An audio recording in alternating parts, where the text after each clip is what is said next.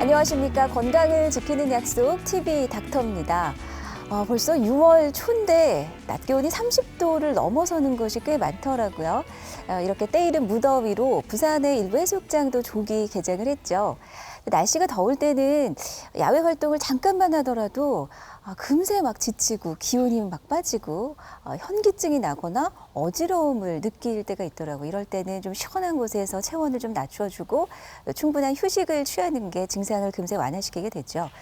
그러나 이런 어지러움증의 증상이 좀 지속적으로 오래된다 또는 반복적으로 계속된다 싶으면 아마 걱정이 많이 되실 거예요. 가장 먼저는 내 머릿속에 좀 이상이 있나 싶으실 텐데 사실 어지러움증의 많은 원인이 귀 속에 있을 때가 많다 그래요. 아니면 머리에도 물론 있을 수 있고 아니면 스트레스가 많아서 또는 우울증과 같은 시민성으로도 어지러움증이 올 수가 있는데 이런 경우에는 MRI나 CT나 정밀 검사를 통해서도 원인이 정확하게 빨리 밝혀지지 않을 때가 많기 때문에 그냥 만성으로 그냥 저절로 키워지는 경우가 많다고 합니다. 자, 이럴 때는 원인을 정확히 찾아서 그에 맞는 또 정확한 진단을 받고 치료에 들어가야 되겠죠. 자, 오늘은 이 어지러움증을 찾을 수 있는 원인 그리고 이 원인을 한방으로 제대로 치료할 수 있는 방법을 알아보겠습니다. 오늘 도움 말씀 주실 김상대 한의사와 함께하겠습니다. 안녕하세요. 안녕하십니까. 안녕하십니까. 나들이 하기 참 좋은 날씨인데 날씨가 너무 더워지니까 오랜 시간 바깥에 있기가 좀 겁이 나더라고요. 네. 금세 어지러워지기도 하고 어떤 분은 막 차만 타도 멀미를 하기도 하고 하는데 이게 사실 어지러움증이라는 게 생명하고 직결된 게 아니니까 이게 꼭 치료를 받아야 되나 싶은 생각도 드실 때가 있는데 치료가 꼭 필요하다고 봐야 되나요? 맞습니다. 꼭 치료를 해야 되는 부분이고요. 네. 요즘 들어서 스트레스라든지 과로라든지 그 수면 부족, 그다음에 알코올, 그다음에 그 심리적인 요인 때문에 굉장히 어지럼증 환자가 많이 늘어나고 있습니다. 그런 상태에서 얼마 전 건강보험 심사평가원에서 조사를 보면 5년 사이에 어지럼증 환자가 한 50% 이상 증가한 걸로 되어 있습니다. 네. 그리고 그 상태에서 여자분들이 한 70% 정도 차지를 하고 남성이 한 2배 정도 차지를 하게 되고요. 그 기에 문제가 되다 보니까 그 기에 쪽에서 문제가 되는 증상인 이명 증상도 기본적으로 환자가 늘어나고 있습니다. 근데 어지럼증은 평생 살면서 누구나 한두 번은 겪을 수 있습니다. 그렇죠. 근데 이게 어지럼증이 너무 중증의 어지럼증 사람들은 일상생활이 불가능하고 네. 누웠다 일어날 때 몸이 비틀거리면서 쓰러진다든지 이런 식으로 발생하기도 하고요. 그러면 막 어디 다치시잖아요. 그렇죠. 그러니까 급성으로 오면서 너무 심하게 되면 이게 누웠다 일어나면서 쓰러져 버리니까 특히 목욕탕에서 아이고. 쓰러지고 되면 네. 그 내진탕이 발생을 한다든지 골절을 입는다든지 이런 식의 증상들이 발생할 수 있으니까 네. 조심해야 되고 또 하나가 급성으로 오는 어지럼증은 이 어지럼증뿐만 아니라 구토를 한다든지 그러니까 너무 죽을 것 같이 가슴이 두근거린다든지 이런 증상을 보이다 보니까 예. 응급실을 찾게 되죠. 그러니까 그런 부분에서 어지럼증이 좀 심각하게 그러니까 오는 상태죠. 한두 번씩 가볍게 오는 어지럼증이 아니라 이런 좀 중증으로 심하게 또 급성으로 온다면 생활에 막대한 지장을 받을 수밖에 없겠네요. 네, 그렇습니다. 예. 근데 보통은 이제 어지럼증이 생기면 어느 부위에 이상이 있다고 가장 먼저 생각이 드세요? 머리. 그죠? 내 머리, 뇌 속에 혹시 이상이 있는 거 아니야? 이렇게 어지러우니까? 라는 생각을 가장 먼저 1번으로 하게 되는데 맞는 생각일까요? 아닙니다. 사실은 어지럼증의 가장 큰 원인을 차지하는 건 네. 기입니다. 기가 한 70% 정도 작용을 하게 돼 있고요. 네. 그 다음에 머리가 한 20% 정도 차지하게 되어 있습니다. 그리고 세 번째로는 목이라든지 네. 구조적으로 몸의 상태에서 한 10% 정도 차지하게 되어 있고 그게 100%가 다 되지만 복합적으로 미세하게 세 가지가 조화를 이루면서 또 어지럼증을 이루는 경우가 있습니다. 네. 그 어지럼증의 양상에 따라서 크게 네 가지로 분류를 합니다. 네. 귀 쪽에서 어지럼증이 온다면 회전성 어지럼증이 되는 거죠. 회전성이란 빙빙 돌게 되는 거죠. 내가 빙빙 도는 어지럼증이 있다라면 네. 이석증이라든지 메니에르 증후군이라든지 전정신경 저하라든지 편두통성 어지럼증을 의심할 수 있고요. 그게 이제 귀에서 오는 거다. 예, 그리고 비틀거리라는 거는 그러니까 술 먹은 사람처럼 비틀비틀거리면서 자세가 안 좋을 때 중심이 안 잡히는. 안 잡히는 거죠. 그럴 때 자세가 불안정하게 오는 비틀거림 어지럼증은 머리에서 오는 경우가 많죠. 아, 네. 세 번째로는 아찔하다. 그러니까 누웠다 일어났는데 아찔하다. 아찔한 게 뭐죠? 별이 보인다. 아, 순간적으로, 번쩍한다. 예, 번쩍거리면서 아찔하다. 이런 네. 거는 순간적으로 머리 쪽에 피가 들어가는 거니까 기립성 저혈압. 맞아. 예, 그리고 네. 미주신경성 실신. 그다음에 노인성 어지럼증들이 그 아찔함을 호소를 하게 됩니다. 그리고 또 하나가 시민성? 예, 시민성으로 마음의 어지럼증으로 뭐 내신경이 안정이 안 오면 이게 몸에서 착각을 하는 거죠. 신경이 안정이 안 되다 보니까 내가 어지럽다, 붕 떠 있다, 머리가 멍하다라는 어지럼증을 하다 보니까 네. 우울증이라든지 불안장애라든지 공황장애라든지 불면증이라든지 이런 게 있을 때 그런 어지럼증을 느끼게 됩니다. 네. 그리고 또 하나가 원인이 단순히 딱 하나만 가지고 오는 게 아니라 복합적으로 오는 경우가 굉장히 많습니다. 어떻게 복합적으로? 이제 기에서 오는 경우도 있고 우울증이 그게 심리적인 요인으로 같이 복합돼서 오는데 기에는 검사를 하면 정상인데 나는 계속 어지러운데 이 사람 검사를 해보면 우울증이 같이 있었고 그 우울증 때문에 기 쪽에 문제를 같이 주게 되고 그 신경이 안정이 안 되다 보니까 네. 그래서 복합적으로 오는데 병원에서는 이상이 없는데 막상 안진 검사를 한다든지 우울증 검사를 하면 수치가 이상하게 나오는 상태가 서로 조화가 안 맞는 거죠. 그렇다 보니까 기본적으로 어지럼증이 찾기가 힘들게 되고 그 어지럼증 환자들 때문에 많이 힘들어하게 되는 거고. 그러니까 그 증상만 가지고 그 질환들을 찾다고 생각을 하니까 아까 전에 말씀드린 것 중에 한 그 16가지, 20가지가 되는 질환이 있는데 네. 그중에 그걸 딱 집어서 이야기한다는 게 상당히 힘들죠. 그러네요. 사실. 예. 그래서 병원을 찾았지만 원인을 찾지 못해서 좀 고생하시는 분들이 계신데 한방 치료를 받기 위해서 찾는 환자들이 계셔서 저희가 만나봤거든요. 어떤 증상을 겪으셨는지 들어보시죠. 머리가 그러니까 뭔가를 해야 되는데 집중이 안 된다고 해야 되죠. 그 정도로 머리가 멍하고 왜 약을 심하게 쓰게 되면 환각 증상 비슷한 느낌? 그러면서 뭘 해도 사람이 붕붕 떠 있는 느낌이 들었었어요, 사람이. 걸어다니면 정신이 아찔하면서 딱 어지러워요. 예. 그래가지고 누워갖고 머리를 이래야 돌아누면 어지럽고. 뒷목이 아프면서 뻐근하면서 뒤가 이렇게 휑하니 왜 사람이 공중에 붕 떠 있는 것처럼 그러면서 뒤로 넘어갈 것 같이 어지러워요. 멀미가 심하면 정신이 없는 정도? 머리가 많이 어지럽고 그래가지고 재작년에 MRI까지 찍어봤는데 머리에 뭐 그렇게 큰 이상은 없다고 나왔고요. 지금 너무 어지럽거든요, 제가. 네. 지금 인터뷰하는 중에도 이런 증상을 느끼셨네요. 네. 치료 중이신 거죠? 예, 치료 중인 환자분이시죠. 네. 아니 계속 이제 붕 떠 있는 느낌이라는 얘기를 많이 하시네요. 네. 비슷한 증상으로. 예. 한방에서는 이런 어지러움증의 원인을 어디에 있다고 좀 이렇게 보시는 건가요? 크게 한 5가지 정도로 봅니다.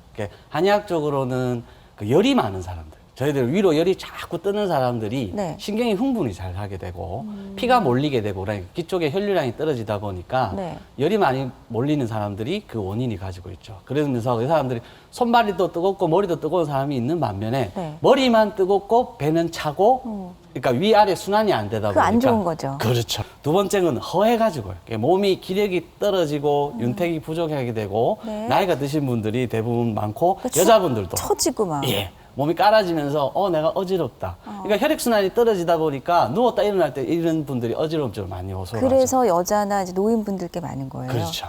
예. 그다음에 담음, 노폐물. 그러니까 우리가 일반적으로 많이 붓는 사람들 있지 않습니까? 네. 몸이 많이 부어서 순환이 안 된다는 거니까 그 노폐물들이 정체가 되다 보니까 어지러움증을 유발을 하게 되고 네. 많이 이제 그 붓는 사람들 가운데 뚱뚱한 사람들이 대부분입니다만 안 뚱뚱해도 부분적으로 이제 그 부분에 붓는 부분이 있어서 어지러움을 유발할 수 있습니다. 귀 쪽이 붓는다든지, 그러니까 얼굴이 잘 붓는 사람들은 또 그런 부분이 유발할 수 있죠. 노폐물 때문에. 네. 네 번째로는 중풍입니다. 우리가 풍이라고 하면 중풍 말고도 감기도 풍에 들어갑니다. 그래요? 그러니까 오랫동안 면역력이 떨어져서 감기를 한 3달 앓고 나면 사람이 약해지잖아요. 그렇죠. 그럼 면역력이 해지고 식은땀 계속 흘리다 보면 네. 어지러워지게 됩니다.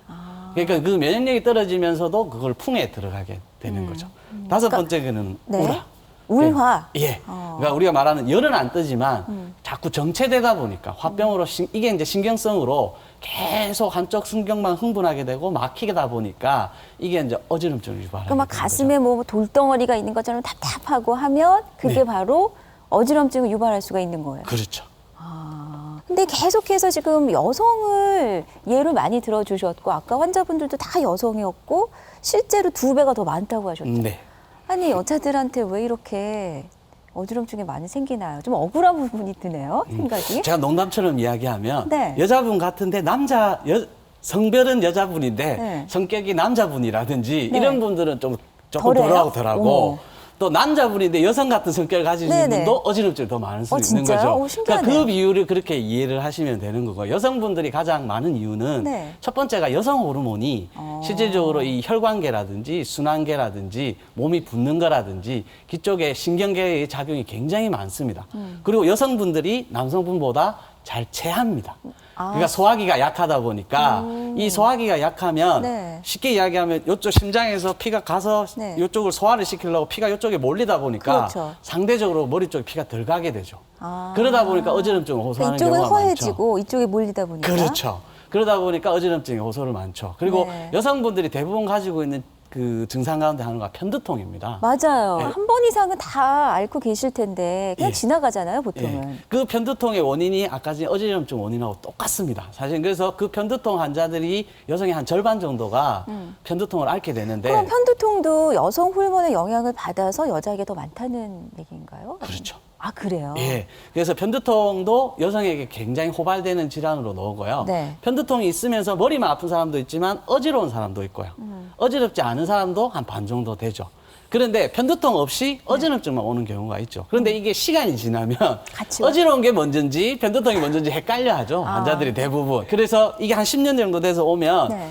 둘 다 있다고 항상. 그런데 10년까지. 예, 예. 제가 본 환자분 가운데는 메니에르 증상 가지고 한 30년을 고생을 하셔서 하신 분도 이게 편두통에서 시작했는지 어지럽증에서 시작했는지 헷갈리신다고 처음에는 이야기를 하시더라고요. 예. 그렇다 보니까 그 환자분들이 많고 이 젊은 여자들에서 한 10명 중에 2~3명 정도는 항상 그 편두통과 함께 어지럼증을 같이 가지고 있는 경우가 굉장히 많아서 네. 여성분들이 많게 되는 겁니다. 네네. 억울한 것 중에 하나가 편두통이든 어지럼증이든 겉으로는 잘 표현이 안 되잖아요. 남들은 잘 몰라. 나는 너무 힘들어 죽겠는데. 그래서 막 꾀병으로 오해받기도 하고 좀 억울한 면이 있을 것도 같아요. 실제로 환자들이. 환자들이 처음에 오면 네. 이제 남편분하고 오는 경우가 한 10명 중에 3분 정도 아, 계십니다. 같이 따라오시는 거예요? 예, 그래서 상담을 하다 보면 남편분은 다 그 방관자적 입장에서 남 정말- 얘기하듯이. 예, 예, 예. 병원 검사도 다 했는데 네. 이상은 전혀 없는데 여자분은 아프다고 하고 그 아픈 것 때문에 괴로워서 움직이지도 못하고 일상생활도 못해서 이제 저한테는 하소연 하니까 우시는데 남편분은 뒤에서 저 여자 깨병이다 깨병 이런 눈빛 있지 않습니까? 그런 눈빛을 보이는데 그때 이제 남편분한테 이야기를 할 때 남편분한테 그렇게 이야기해요. 전립선 질환 남자만 있지 않습니까? 그렇죠. 그 전립선 아프시면 여자가 어떻게 알겠냐고. 모르죠. 똑같은 것처럼 편두통이나 어지럼증은 여성병이 대부분이기 때문에 네, 네. 이해는 못 하시더라도 정말 일상생활이 불가능. 다리가 부러졌으면 차라리 불쌍하게 여기시겠지만 그러니까 눈에 딱 드러나니까. 근데 이 어지럼증이 나한테 정말 있는지 이상이 있는 건지를 혼자서 일단은 먼저 좀 자가 진단할 수 있는 방법이 있었으면 좋겠어요. 아, 크게 이제 간단하게 있어요? 자가 진단 방법이 있습니다. 네. 예, 한 세 가지 동작을 위해서 네, 따라해 보겠습니다. 예, 바로 따라해 보시면 됩니다. 양발을 앞으로 붙여서 네. 앞으로 일자로 한 이후에 그 상태에서 10초 정도를 버티셔야 됩니다. 10초 이상을 버텨야 정상이고요. 아이고, 넘어지셨어요. 예, 이렇게 넘어지시고 5초에서 10초 사이면 이상이 온 거고 네. 5초도 못 버티시면 굉장히 문제가 많으신 겁니다. 그래서 그걸 확인해야 되고 두 번째로는 네. 두 팔을 벌리고 네. 기본적으로 남이 어느 손가락으로 코를 한번 집어보세요라고 합니다. 네. 그 집어봤을 때 코에 제대로 가야 되는데 못 간다면 그런 문제가 생기게 되는 거죠. 세 번째로는 그 가슴에 손을 얹고 제자리 걸음을 걷습니다. 그러니까 50발자국 정도 걷는데 딱 걷고 나서 왼쪽으로 갔다든지 오른쪽으로 갔다든지 앞으로 갔다든지 뒤로 가면 그쪽에 벌써 신경에 문제가 있는 겁니다. 이 세 가지 동작으로 어지럼증이 있는지 자가 진단할 수 있다. 지금 여러분은 앉아 계시니까 일어서서 하고 싶으시죠? 네. 제가 대신 한번 해보시겠습니다. 아까 처음에 어떻게 하라 그랬죠? 처음에 발을 일자로 아. 일자를 한 이후에 네. 양팔을 벌립니다. 이건 눈을 감고, 뜨고 눈을 감고. 저 하이힐 신어서 어려울 수 있는데. 그럼 병자가 되시겠는데요. 아, 눈을 감고 어? 눈을 감고 네. 그렇게 한 상태에서 10초간을 버티셔야 됩니다. 어머, 어려워요. 5초도 안 됐습니다. 이래 되면 문제가 오시는 겁니다. 아, 진짜요? 예. 진짜 이렇게 한쪽으로만 넘어가요? 그렇죠. 그 왼쪽이고 그리고 네. 발을 바꿔서도 해야 됩니다. 그래요? 예. 눈을 그게- 감으니까 정말 딴 세상이 되네요. 그러니까 이게 보는 것이 네. 무게 중심을 보는 거라서 뒷발꿈치가 이렇게 들리시면 중심이 안 잡히니까 네. 몸의 중심이 한쪽으로 쏠려 있다는 걸 확인할 수 있는. 그리고 아까 또 검사법이죠. 뭐 했죠? 뭐 두 번째 검사가 자 눈을 감고 팔을 벌려서 그건 일자 아니고 아니고 11자로? 예, 어. 붙여서 네. 자 제가 지정을 해드립니다. 집게 손가락으로 코를 만지십시오라고 아, 하면 이렇게 해서 눈을 감고 예 눈을 네. 감고 집게 손가락으로 코끝을 왼쪽이요, 대십시오. 오른쪽이요? 아 왼쪽 집게 손가락으로. 왼쪽. 예. 코? 예, 코끝요. 제대로 가시네요. 아, 다행이에요. 자, 이번에는 오른쪽 네. 새끼손가락으로 코끝을 하십시오. 새끼 이거요? 예, 새끼손가락.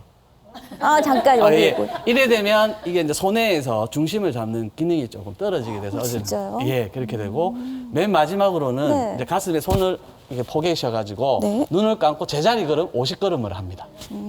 이렇게 했을 때 예. 내가 오른쪽으로 가냐 왼쪽으로 가느냐. 예, 그렇죠. 근데 보통 10도 사이는 이상이 없는 걸로 이야기를 하고요. 근데 15도 이상이 가면 어떤 분이 저 멀리 가시는 분도 계신 거예요. 앞으로 가시는 분도 아, 있고 앞으로. 뒤로 가시는 분도 있고 이쪽으로 틀어지신 분, 이쪽으로 틀어지신 오. 분. 이제 이상이 있으신 분은 그렇게 되죠. 와, 기억해 두셨다가 집에서 한번 해보시기 바랍니다. 근데 만약에 여기서 이상이 있다고 하면 그러면 자, 어지럼증에 문제가 있으니까 이 원인을 찾아야 된다는 거죠. 근데 아까 그 편두통으로도 어지럼증이 있을 수 있다고 하셨고 제일 흔한 것이 귀. 네. 귀 쪽에 그러면 어떤 이상이 있기 때문에 어지럼증을 발현할 수 있죠? 이제 이 그림을 보시면 귀에 달팽이가 한 마리가 삽니다. 여기 보시면 딱 달팽이 같이 생기신 맞아요. 부분이 있는데 네. 달팽이 몸체는 그 청각을 소리를 듣는 부분이고요. 더듬이 3개가 있습니다. 앞부분에. 이렇게 3개가 있는데 전정기관. 예, 전정기관입니다. 그러니까 달팽이의 더듬이는 전정기관으로 그쪽이 몸의 위치를 파악을 해서 어지럼증을 파악하는 부분입니다. 그래서 평형 감각? 예, 좌우나 회전 감각이나 앉았다 일어났다나 이게 요 안에 액이 있으면서 이게 쏠리는 증상으로 앞쪽, 뒤쪽, 측면으로 양쪽 귀에 다 있는 거죠. 네. 근데 그 귀에서 그 전정기관에서 문제가 와서 이쪽에 압력이 그 림프로 우리 액으로 차여 있습니다. 그 기관에 그 액이 문제가 와서 발생하는 게 메니에르병입니다. 그래서 그 귀 속의 고혈압이라고 하면 네. 그 액이 증가하면서 압력이 올라가면서 문제가 발생을 한 거죠. 아, 메니에르가 귀 속의 고혈압이라 그래요? 예, 그렇습니다. 별명이 귀 속의 고혈압이라고 해서 네. 이 압력의 그 액이 림프액이 증가하면서 압력이 올라가 버리면 메니에르 증상이 발생하는데 그 증상이 어지럼증입니다. 네. 그리고 그거보다 더 중요한 게 청력이 떨어집니다. 그리고 이명이 발생하고 뭐가 들린다고. 그렇죠. 바람 소리, 바람. 매미 소리, 새 돌아가는 소리, 뭐 이런 소리들이 들리게 되고 또 하나가 환자가 고소하는 게 네. 기가 먹먹하다. 기가 먹먹하다는 게 비행기 타셨을 때 아. 기가 먹먹하다는 느낌 있지 않습니까? 아니면은 왜 우리 그 수영장에 가서 물 속에 아, 들어가서 나왔을 때 뭐 물 안 나왔을 때 그 느낌하고 비슷한 거 아니에요? 그렇죠. 물에 들어가서 고막하고 그 내이하고 외이 부분에 압력이 조절이 안 되다 보니까 먹먹해지거든요. 맞아요. 그러니까 방금 말씀드렸듯이 압력 조절이 안 되니까 기가 먹먹한 느낌을 호소하죠. 그러니까 환자분들이 어지럼증과 함께 토하고 기가 먹먹해요. 귀에서 소리가 나요. 라고 하면서 귀 청력이 떨어지기 시작했을 때 메니에르병을 의심하게 되는 겁니다. 그러면 이런 그 메니에르 병하고 편두통하고 어떻게 좀 다른 거예요? 이 근데 아까도 증상이랑. 말씀드렸듯이 네. 편두통성 어지럼증과 메니에르병은 동시에 갑자기 발생을 하게 됩니다. 어느 날 갑자기요? 예, 어느 날 갑자기 발생. 어제 괜찮았는데 오늘 갑자기? 그렇죠. 그러니까 이게 서서히 안 좋았다가 역치가 되면 어느 한계에 이르면 확 발생을 하게 되는 거죠. 물이 끓듯이. 그렇죠. 예. 그렇게 되는데 이 두 병 다 갑자기 발생하게 되고 아까 말씀드린 편두통이 먼저인지 메니에르가 그 어지럼증이 먼저인지 구별이 안 되듯이 네. 근데 두 병이 나중에 시간이 지나면 섞여 버립니다. 그런데 처음 발생할 땐 차이가 납니다. 편두통성 어지럼증은 이 높은 소리. 그러니까 이명 소리가 굉장히 크게 나는 거죠. 소프라노처럼. 예, 높은 소리가 나는 거죠. 그다음에 이게 빛에 민감해집니다. 아, 나는 평상시에 청각에 민감한지 빛에 민감한지 보시면 이 사람들은 빛에 민감하고 섬광이 생기기도 합니다. 이게 머리가 아플 때 눈에서 번쩍하는 그런 느낌이 날 때 편두통성 어지럼증을 의심하게 되고요. 네. 그다음에 편두통성 어지럼증 있을 때 편두통이 있을 때 여자분들이 많이 하는 것 중에 자고 일어나세요. 그러니까 자고 일어나면 괜찮아지면 이건 편두통성 어지럼증이에요. 그런데 실제적으로 메니에르병은 낮은 소리에서 어지러우면서 네. 소리가 나게 되고 그다음에 귀 속에서 아까 말한 대로 꽉 차게 된다든지 청력이 떨어지게 된다든지 그다음에 누워 자고 일어나도 계속 어지럽고 누워 있어도 어지럽고 계속 어지럽게 되는 그럼 거죠. 자고 나서 일어나도 증상이 계속 지속된다. 되는 거죠. 메니에르는 이게 그렇죠. 어지럼증이. 예, 그런 차이가 있습니다. 그리고 전구 증상이 있고 없고가 있네요. 예, 아까 말씀드린 대로 전구 증상이라는 게 머리가 아프기 전에 그나 어지럽기 전에 성광이 비친다든지 반짝한다든지 계속 멀미가 나려고 하는 그 증상이 딱 있으려고 할 때는 미습거리는 예, 거요? 그런 증상이 있을 땐 대부분 그 편두통성 어지럼증이고 어지러워지고 나서 속이 안 좋은 거는 메니에르가 많은 거죠. 아, 근데 그 이석증이 생겨도 좀 어지럼증이 많이 생긴다고 하더라고요. 네. 그러면은 이석증과 메니에르는 또 어떤 차이가 있는 거예요? 이게 다 같은 귀에 이상이 생긴 거잖아요. 그렇죠. 예. 그림을 보시면 네. 이 메니에르는 아까 말한 그 더듬이 세 개 가운데 림프액이 증가하면서 이게 팽창이 됩니다. 이쪽이 부었죠. 팽대부. 어디가요? 이쪽이 빨간 팽대부라고 해서 이게 부었습니다. 아, 이게 이쪽에 액이 들어가면서 부으면서 터져버려요. 그래서 체액 균형이 조절이 안 된다. 부어서 체액의 림프라고 하는 체액이 균형이 안 되다 보니까 한쪽이 붓다 보니까 터져버려서 온 게 메니에르고 네. 이쪽 오른쪽 그림을 보시면 이석은 요 전정기관에서 돌이 있습니다. 이게 쌀이 아니고요. 벌레같이 생겼는데요, 선생님? 벌레가 아니고요. 그 막에 네. 돌멩이가 붙어 있는 겁니다. 그래요? 붙어 있는데 그 돌멩이가 떨어져 나가면서 네. 어지럼증이 이 길이 가야 될 길로 안 가고 잘못된 길로 가는 거죠. 그러면 이석이라는 건 저게 돌석, 그렇죠. 그럼 귀 안에 예, 귀 안에 돌이 그 원래 있다는 있어야 되는 정상적인 돌인데 예. 붙어 있어서 물이 흘러가고 그 섬유가 지나가면서 내가 어느 쪽으로 흘린다는 상태를 알아야 되는데 이 네. 돌이 떨어져 나가면서 지가 있어야 될 장소가 아니고 다른 장소로 가버린 거죠. 그게 이석증이네요. 그렇죠. 근데 그 이석이 대부분의 사람들은 잘 붙어 있습니다. 근데 이게 노화가 온다든지 네. 스트레스를 받는다든지 몸이 안 좋아져 버리면 이석이 그 판에서 떨어져 나가게 되는 거예요. 그래서 그런데 옛날에는 나이 드신 분들이 이석증이 굉장히 많았습니다. 근데 요즘은 다이어트를 한다고 젊은 아가씨들이 네. 안 먹고 진짜요? 불규칙한 생활을 하다 보니까 네. 이게 벌써 귀의 판이 너무 노화가 돼가지고 네. 잘 빠지게 되는 거죠. 그것뿐만 아니라 이석증이 물이 탁해지도 이게 요 안에 근데 액이 아까 전에 액이 있다고 했지 않습니까? 림프액이요? 네, 그러니까 너무 뚱뚱해져도 이석이 발생할 수 있는 거죠. 아니, 뚱뚱한 거하고 림프액 많아지는 거 관계가 있어요? 림프액이라는 게 체액이지 않습니까? 네네. 뚱뚱해지면 지방이 많아지면 체액도 그러니까 많아진다. 그렇죠. 부종이 생기고 하니까 대사 기능이 떨어지다 보니까 네. 전체적으로 하면 뚱뚱한 거지만 사실 몸은 뚱뚱해도 귀 쪽에서 이 순환력이 떨어지게 됨으로 인해서 실질적으로 그렇게 이제 액이 조절이 안 되는 그럼 갑자기 거죠. 체중이 불거나 해도 이 어지럼증이 이석증으로 유발할 발현할 수도 수가 있고 있다. 메니에르처럼 압력이 조절이 안 돼도 발생할 수도 있고. 근데 이 기본적으로 네. 그 이석과 메니에르의 가장 큰 차이는 이석은 자세를 바꿀 때 어지럽습니다. 그러니까 누웠다가 왼쪽으로 돌린다든지 오른쪽으로 돌릴 때 어지러운데 아까 메니에르는 그냥 누워 있어도 계속 하늘이 돕니다. 자세에 관계없이 계속 어지러우면 메니에르고 네. 자세가 변화가 왔을 때 어지러우면 이석입니다. 혹시 이석은 뭐 달그락달그락 소리는 안 나요? 이게 거의 먼지 같은 수준의 크기라서요. 소리가 날 수가 없습니다. 귀 안에 물 안에 가득 차 저는 있으니까. 돌이라 그래서. 그렇다 보니까 좌우 쪽으로 어. 자세를 바꿀 때 어지럼증이 호소를 하게 됩니다. 아, 자, 그러면 한방에서는 어떻게 그 진단을 하는지 좀 검사 방법을 알고 싶은데요. 네. 일단 몸에 아까 전에도 말씀드렸지만 귀의 문제지만 몸의 상태가 어떻는지를 확인을 해야 됩니다. 네. 그래서 양자 검사라고 해서 손바닥에 미세 전류를 흘려서 기본적으로 몸의 상태를 오장육부의 상태를 확인합니다. 보통 한 1분 30초 정도로 확인을 하는데요. 네. 그 상태로서 머리에서부터 발끝까지 그 미세 전류의 그 확인을 해서 몸의 상태를 확인할 수 있고요. 두 번째는 집게손가락의 끝에 있는 혈관을 보면서 혈관의 파동과 혈액의 흐름 상태를 인해서 내가 혈액순환이 얼마나 된다. 그리고 스트레스를 얼마나 받고 있다를 확인을 해서 기본적으로 상태를 확인하죠. 세 번째로는 혀 사진을 찍습니다. 혀가 네. 저희들이 양치질을 합니다만 태가 낀다든지 노폐물이 낀다든지 피곤해서 붓는다든지 기본적으로 위장이 안 좋아서 갈라진다든지 이런 걸 확인할 수 있기 때문에 네. 환자가 말을 하지 않아도 몸 상태를 확인할 수 있는 방법이죠. 네 번째로는 맥진을 합니다. 네. 기혈의 흐름을 봐서 오장육부의 허와 실, 몸이 약한지 이게 액이 많아진 건지 액이 부족해진 건지 이걸 확인할 수 있는 상태고요. 다섯 번째로는 복부를 눌러봐서 위나 장이나 방광이나 간이나 이런 횡격막들의 운동성이 괜찮은지 확인을 해서 보고요.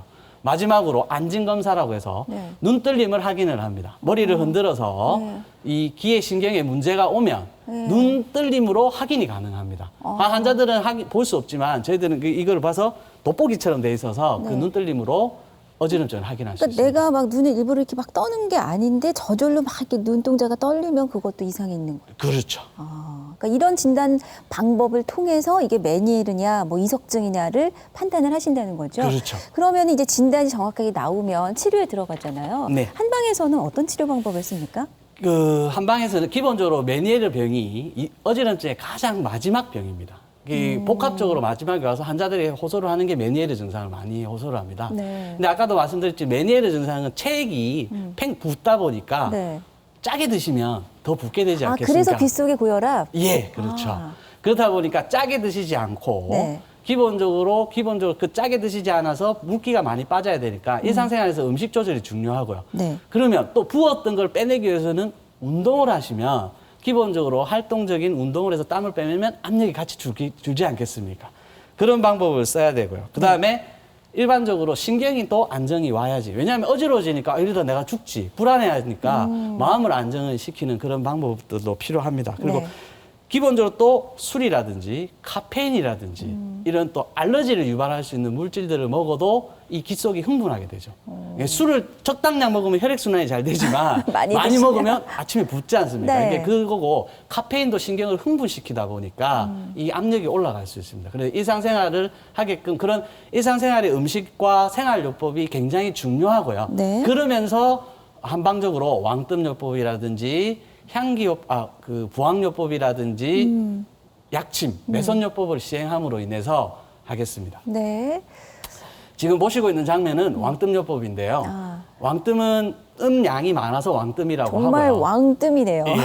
그래서 한 50분간 하는데 복부의 함으로 인해서 복부의 혈관을 넓혀주고 혈액순환을 좋아지게 하는 거죠. 네. 그래서 위쪽으로 몰려있던 피를 아래쪽으로 잡아 당겨주기 위해서 아래쪽으로 하고요. 네. 두 번째로는 부항요법이라고 해서 나쁜 피, 그러니까 짜다든지 피가 탁해진다든지 위쪽으로 압력이 올라간 거는 피를 뽑아줘서 어깨 쪽이나 목 뒤, 등 쪽에 피를 뽑아줘서 순환력을 좋아지게 해서 그 부분은 압력을 조절을 해주는 거죠. 네. 그래서 근육도 풀어주고요.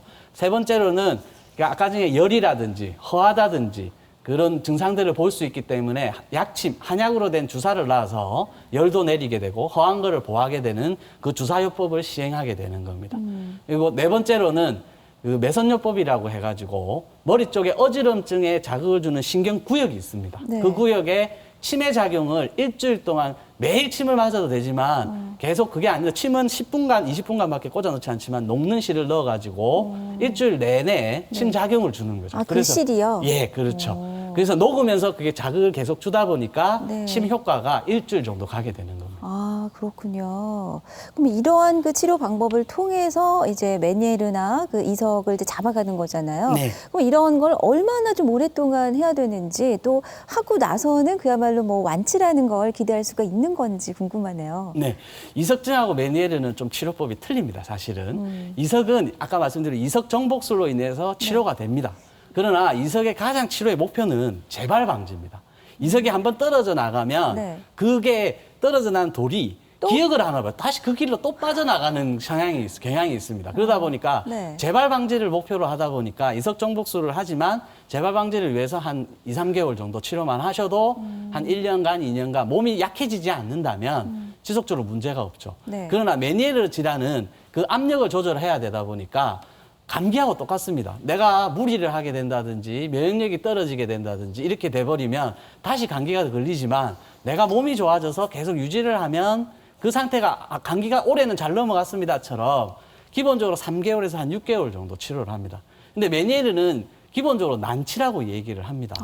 난치인데 이석보다 더 어려워요, 아니, 치료가? 굉장히 어렵습니다. 그러니까 기 질환의 맨 마지막의 질환이 메니에르입니다. 메니에르다. 그래서 메니에르 질환을 치료한다는 건 보통 3개월에서 6개월을 목표로 하는데요. 네. 3개월에서 6개월을 하는 게 그 재발을 방지하는 거고 증상을 완화해서 안정화시켜 놓은 다음에 네. 3개월 단위로 6개월 단위로 계속 확인만 합니다. 체크를 해보는 거. 그렇죠. 그래서 이 사람이 몸이 처져서 문제가 올 것 같으면 또 치료를 치료를 하는 해주고. 거고, 괜찮다면 6개월 단위로. 제가 지금 가장 오랫동안 치료하는 환자는 5년 동안 하고 있습니다. 그러니까 그분이 왜 치료는 이렇게 오래 3개월을 하고 네. 그다음에 3개월을 하고 많이 좋아지셨어요. 그리고 3개월 뒤에 괜찮아서 괜찮았는데 6개월 뒤에 증상이 살짝 있어서 한 보름 정도만 치료하시니까 다시 원 상태로 가셔서 지내시고 6개월 뒤에 또 괜찮았다가 감기가 드시고 나서 몸이 너무 약해지니까 또 오셔가지고 네. 그 반복적으로 관리를 해주는 거죠. 그렇게 해서 5년이 간 거지 5년 동안 계속 한 게 아니고. 그러네요. 그러니까 우리가 귀에서 이상이 생길 때 어지럼증이 많이 발현된다고 했잖아요. 또 뇌에도 이번에는 시민성을 좀 알아보려고 했는데요. 스트레스나 우울증으로도 어지럼증이 올 수 있다. 앞서서 말씀해 주셨죠? 예, 맞습니다. 예.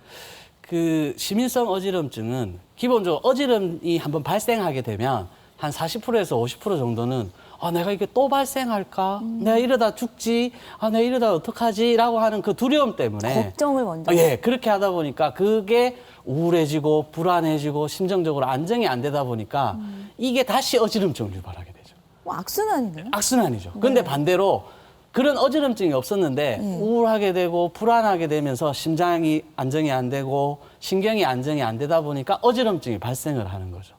근데 이게 닭이 먼저인지 달걀이 먼저인지는 모르지만 기본적으로는 마음이 우울하고 마음이 편하지 않으면 어지럼증이 신경의 흥분으로 문제가 온다는 거죠. 근데 이분들 환자들이 대부분 머리가 붕 떠 있다. 붕 떠 있다? 예, 예. 나는 가만히 있는데 주위가 빙빙 돈다. 어떤 머리가 느낌일지 알 것 머리가 같아요. 맑지 않다.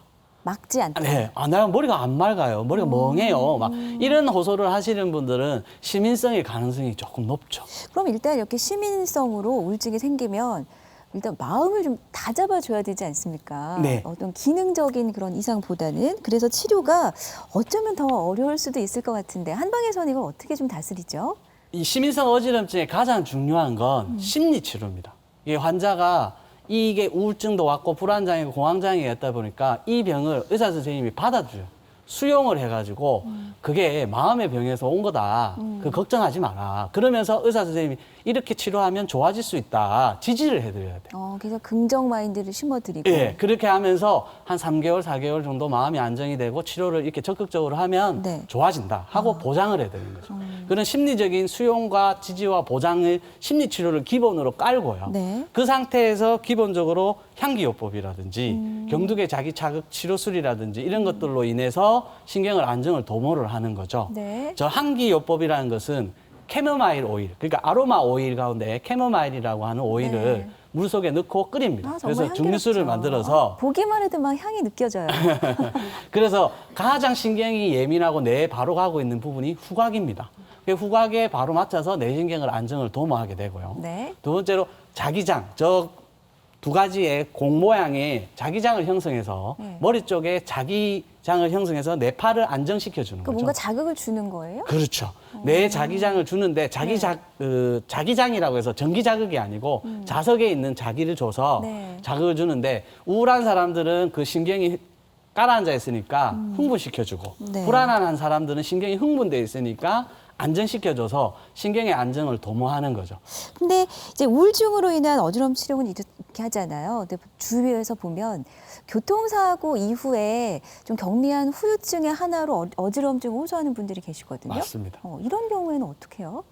일단은 여러 가지 검사법이 있지만 네. 그 회전의사 검사법이라는 것을 시행합니다. 어떤 검사요? 회전의자 검사, 회전의자 검사법을 시행하는데요. 네. 그 환자분이 회전의자에 앉아서 의사 선생님이 뒷목을 젖혀서 누릅니다. 그 상태에서 몸을 네. 왼쪽으로 5초 돌려서 5초간 버티고 오른쪽으로 몸을 돌려서 5초간 봅니다. 약간 비틀어주는 건가? 그렇죠. 그럼 목이 틀어지겠죠. 네. 그 상태에서 눈동자가 떨린다든지 환자가 어지럼증을 호소한다는 거는 네. 경추가 나빠서 어지럼증이 발생한다는 거죠. 근데 MRI상에는 이상은 없어도 네. 머리로 올라가는 혈관이 추골동맥, 크게 머리로 올라가는 혈맥이 앞쪽에 2개, 뒤쪽에 2개밖에 없습니다. 근데 앞쪽 혈관은 커서 막힐 염려가 별로 없습니다만 경동맥은 뒤쪽 동맥은 많이 좁아서 많이 막힙니다. 그게 근육이 붙는다든지 이래 돼버리면 신경이 흥분해서 귀 쪽으로 들어가는 혈관이 워낙 가늘어서 혈관을 수축시키면서 어지럼증이 올 수도 있고요. 머리로 올라가서 머리로 들어가는 혈관, 추골동맥에서 내저 기저부에 있는 혈관 부분이 좁아지면서 어지럼증이 올 수 있습니다. 그런데 MRI상으로나 CT상으로 이상은 없지만 근육이 부으면서 좁아진 거다 보니까 환자가 순간적으로 그런 어지럼증을 그래서 호소할 수 한번 있죠. 이렇게 비틀어 보는 거네요. 이런 게 더 그렇죠. 좁아져서 이게 자극이 오나 어지럼증이 오나. 그렇죠.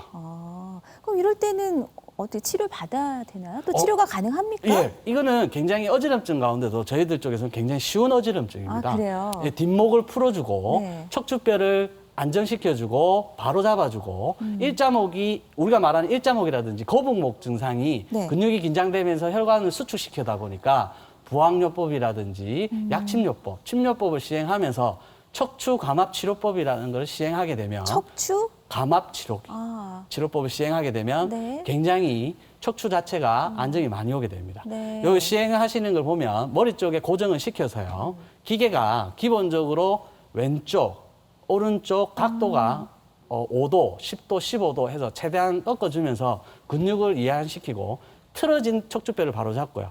뒤쪽으로 잡아 당기면서 척추 사이 좁아진 공간을 넓혀주는 거죠. 네. 그렇다 보니까 감압이라는 소리가 되는 거죠. 압력이 높아지는 걸 줄여주면서 휘어진 척추뼈가 일자로 된 거라든지 일자가 C자로 만들어주기 위해서 작용을 하고 틀어진 부분을 바로잡기 위해서 척추 감압 치료를 시행하게 됩니다. 아니 저는 어지럼증을 가지고도 이렇게 할 얘기가 많을지 사실은 솔직히 잘 몰랐어요. 그런데 이렇게 원인도 다양하고 뭐 귀, 뇌, 몸, 교통사고, 시민성 그래서 우리가 이렇게 어지럼증을 많이 겪었네요, 그동안. 한 번 이상 많이 좀 고생을 하신 적 있으시죠?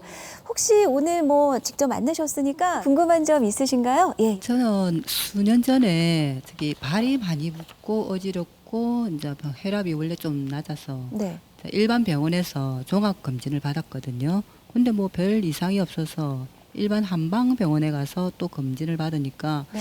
말초신경장애라서 그 당시 침을 말초신경장애. 머리에서 발끝까지 엄청 맞고 약물용도 많이 썼거든요. 음. 근데 그 당시는 조금 효과가 있는 것 같은데 또 수년 이렇게 세월이 흐르니까 그 당시에 그런 병적인 또 원인이 계속 제가 지금 좀 심해지거든요. 지금도 고생 중이신 예, 거세요? 예. 지금 앉아 있어도 조금 어지럽고. 어지럽고? 그래요. 예. 그래서 뭐 다른 방법이 있는지 궁금해서 문의했습니다. 방금 우리 방청객 분이 말씀하신 대로 다리가 붓고 네. 아침에 일어났을 때 무겁고 한 것들이 혈액순환이 안 된다는 거의 표현이지 않겠습니까? 네, 네.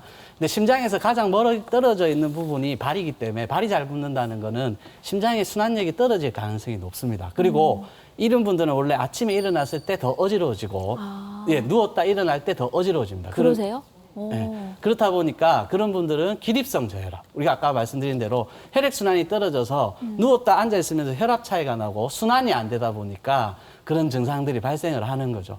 그럼 기립성 저혈압이라고 하면 심장의 박동이 떨어지게 되는 거죠. 그러니까 혈압이 낮다든지 아니면 맥박수가 낮게 되니까 심장 기능을 강화해줘서 혈액순환을 개선시키는 게 몸이 좋아지는데 아까 말씀드린 몸 관리를 안 하다 보니까 좋아졌다가 다시 그 순환력이 떨어지다 보니까 다시 그런 반복적인 일이 발생하는 거죠. 그럼 어떻게 하면 좋을까요? 실질적으로는 치료를 적극적으로 받으셔서 좋아진 상태를 유지한다. 딱 만들어 놓고 관리한다. 관리를 하는 게 그 상태에서는 올라오지를 않으니까 좋아진 상태를 만들어 놓고 유지하는 게 필요한 거죠. 네. 그러니까 환자분들이 착각하시는 게 대부분 운동하면 다 건강해질 줄 아는데 저도 그렇게 생각해요. 좋아지고 나서 운동을 해야 그걸 유지하고 관리하는 거지 좋지 않을 때 내가 운동을 억지로 하다 보면 더 악화되는 경우가 운동이 많아요. 치료가 아니기 때문에. 그렇죠. 그죠? 그러니까 치료를 해서 올린 다음에 운동하면 유지가 되는데 일단 요 과정이 필요하다. 치료 과정. 그렇죠. 그 과정을 하셔야 되겠는데요.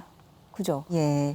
자, 그러면 운동은 그렇고 먹는 얘기를 안 할 수가 없어요. 네. 아까 그 뭐 식습관이 변함으로 인해서 이제 현대 사회에 어지럼증이 많이 증가했다는 말씀도 해주셨다면 음식은 어떻게 좀 우리가 조절해서 먹는 게 좋을까요? 일단 음식 자체는 아까도 말했지만 제일 나쁜 거를 안 먹는 게 중요합니다. 일단 짠 음식을 안 먹는 게 제일 중요하겠죠. 아, 네. 짠 게 제일 나쁘니까 귀 안에 혈압을 높일 수 올 수 있으니까 짠 네. 음식을 먹는 게 안 좋고. 네. 근데 그다음에 좋은 음식을 많이 먹어야 되지 않겠습니까? 좋은 음식이라는 게 기본적으로 타우린이 많다는 건 인체 기능을 좋아지게 하는 겁니다. 그래서 옛날 사람들이 그 소가 죽었다가 일어날 때 먹이는 게 낙지지 않습니까? 낙지도와 예. 그래요? 그리고 이제 그리고 두 번째로는 녹차에도 카페인은 있지만 네. 그 녹차 카페인과 커피 카페인은 조금 틀립니다. 그런데 그 녹차에는 티아닌이라고 카테킨이라는 좋은 성분이 있으니까 녹차를 먹고 또 녹차가 이뇨작용이 좋습니다. 그러니까 짠 걸 먹었으면 녹차 한 잔 먹어서 빼내는 빼주고. 거죠. 그런 부분이고 세 번째로는 비타민 B6지만 비타민 B군이 혈액순환에 굉장히 좋습니다. 그럼 어떤 음식인 거죠? 비타민 B군이 많은 거는 실질적으로 고기에도 많고 그 과일에도 굉장히 많습니다. 그러니까 과일이나 고기, 소고기하고 과일이 기본적으로 굉장히 많게 되니까 과일을 맛있는 조금 거여서 다행이다, 그죠? 그리고 그리고 이제 트립토판은 신경을 안정시켜주는 작용이 있습니다. 네. 신경의 안정을 시켜주기 위해서 아몬드라든지 현미라든지 그런 걸 많이 먹게 되죠. 그런데 네. 요즘 유행하는 것 중에 제가 이제 환자들한테 많이 권하는 거는 바나나입니다. 바나나요? 예, 오. 바나나가 식욕을 억제하는 효과도 있으면서 네. 몸에 짠맛을 빼내는 칼륨이 많습니다. 아, 맞아. 예, 그래서 네. 짠기를 빼내는 아까 말씀드렸지만 이게 짜면 안 되니까 네. 짠 걸 먹었다 싶으면 바나나를 하나 드시고 이러면 간편하게 드시고 싸지 않습니까? 그러니까 그러게요. 바나나 쉽게 드실 수 있고 네. 식욕을 억제시켜주고 신경도 안정시켜주는 작용이 있습니다. 바나나가. 그래서 바나나를 많이 권하게 되고 네. 변비도 해소하게 되고 장도 좋아지니까. 자, 이 어지럼증 질환 참 원인도 다양했고 거기에 따라서 치료 방법도 한방에서는 이렇게 여러 가지를 시행하고 있는데 음식까지 알려주셨거든요. 마지막으로 당부의 말씀도 부탁을 드리겠습니다. 어지럼증 정확히 진단하고 치료하면 두려워하실 필요가 없습니다. 너무 몰라서 환자들이 너무 이러다 죽지 않겠냐라고 하는 걱정을 하시는데 정확히 진단하고 치료하시면 두려워하실 필요 없이 일상생활을 충분히 행복하게 지내실 수 있을 겁니다. 네. 자, 오늘은 어지럼증의 한방 치료에 대해서 아주 도움 말씀 많이 주셨네요. 김상대 한의사께 감사의 말씀 드립니다. 고맙습니다. 고맙습니다.